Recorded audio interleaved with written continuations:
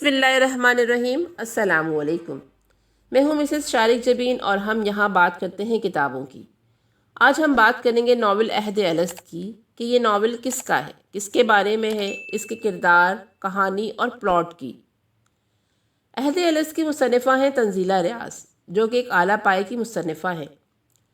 یہ ان کا پہلا طویل اور شاہکار ناول ہے جو ستمبر 2015 میں شائع ہوا اور اسے علی میاں پبلیکیشنز نے شائع کروایا۔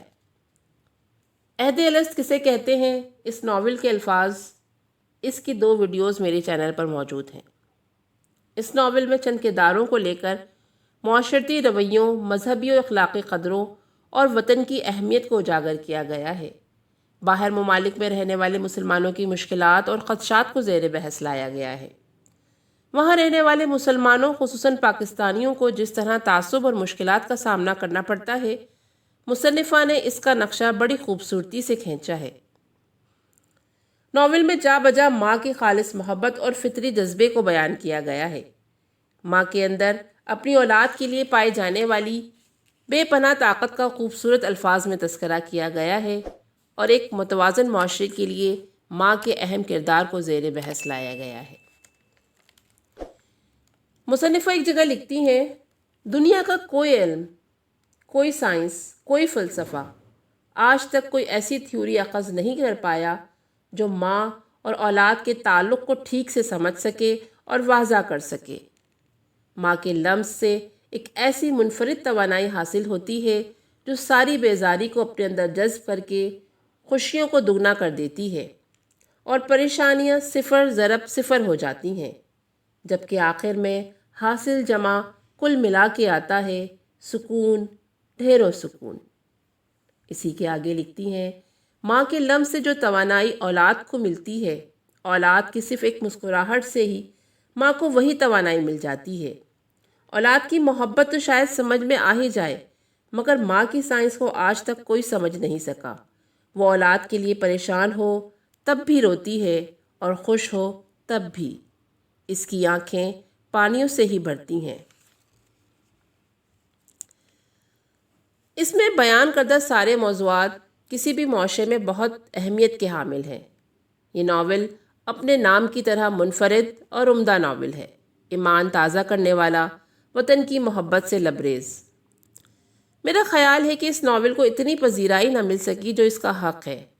شاید اس کی وجہ مختلف ٹریکس میں چلتی ہوئی متعدد کہانیاں اور طویل طویل پیراگراف ہیں جو بعض قارئین کو اکتاہٹ کا شکار کر دیتے ہیں۔ بات اگر کرداروں کی جائے تو اس ناول میں بہت زیادہ کردار ہیں، لیکن ہم صرف چند کرداروں کو زیر بحث لائیں گے۔ ناول کا ایک اہم اور مظلوم کردار ہے نور محمد کا، جو بچپن میں نہایت ذہین اور فتین بچوں میں شمار ہوتا ہے، لیکن اس کے والد کی طرف سے بیجا سختی اور روک ٹوک اسے ذہنی مریض بنا دیتی ہے۔ ایک کردار بل گرانٹ، جسے بچپن میں ماں کا پیار نہ مل سکا، جو رشتوں کے معاملے میں زیادہ خوش قسمت ثابت نہ ہوا، جو حق کی تلاش میں بے چین ہے، مضطرب ہے، اور اسے سکون اور راحت کی دولت تب نصیب ہوتی ہے جب وہ دین اسلام کی طرف راغب ہو گیا، کیونکہ دل کا قرار اپنے عہد کی طرف لوٹنے میں ہے۔ عہد الست روح کی تسکین کا سفر ہے۔ بل گرانٹ سے نور محمد کا لازوال سفر یقیناً پڑھنے سے تعلق رکھتا ہے۔ اس کردار کے پیش کردہ فلسفے قاری کو اپنی گرفت میں لے لیتے ہیں۔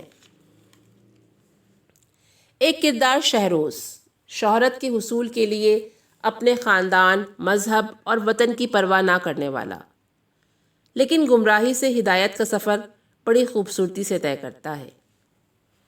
سلمان حیدر اپنے ضمیر کی آواز سننے والا ایک صاف کو محب وطن صحافی ہے۔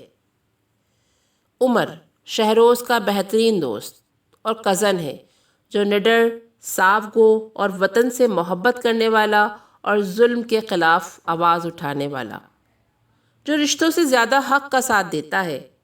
اس کردار کو ایک اچھا انسان اور ایک اچھا شوہر دکھایا گیا ہے۔ مصنفہ نے اس کردار کے ذریعے ہمیں باہر ممالک میں رہنے والے پاکستانیوں کو درپیش مسائل سے روشناس کیا ہے۔ ایک جگہ لکھتی ہیں، زندگی کے 23 سال اس ملک میں گزارے ہیں، اس دوران کبھی ایک بھی مرتبہ کوئی بھی اللیگل کام نہیں کیا.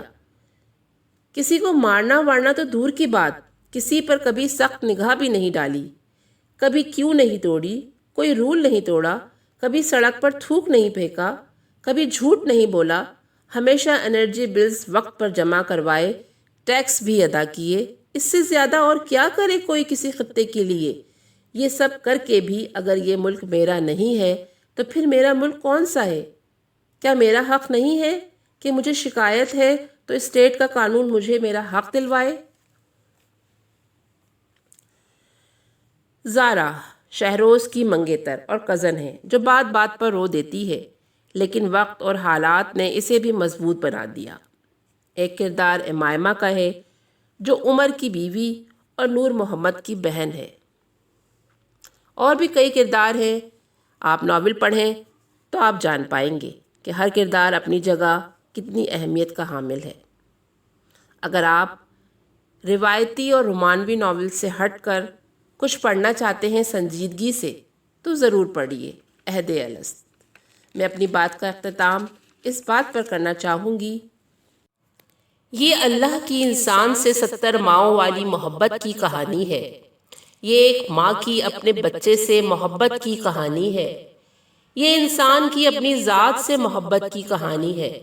یہ ایک انسان کی دوسرے انسان سے محبت کی کہانی ہے. یہ خاکی انسان کی ایک سبز خطے سے محبت کی کہانی ہے. یہ عہد الست کی کہانی ہے. عہد الست کا مطلب کیا؟ لا الہ الا اللہ. پاکستان کا مطلب کیا؟ لا الہ الا اللہ. اس کے ساتھ ہی مجھے اجازت دیجیے، اگلی ویڈیو کے ساتھ پھر حاضر ہوں گی انشاءاللہ. اللہ ہم سب کا حامی و ناصر ہو. السلام علیکم.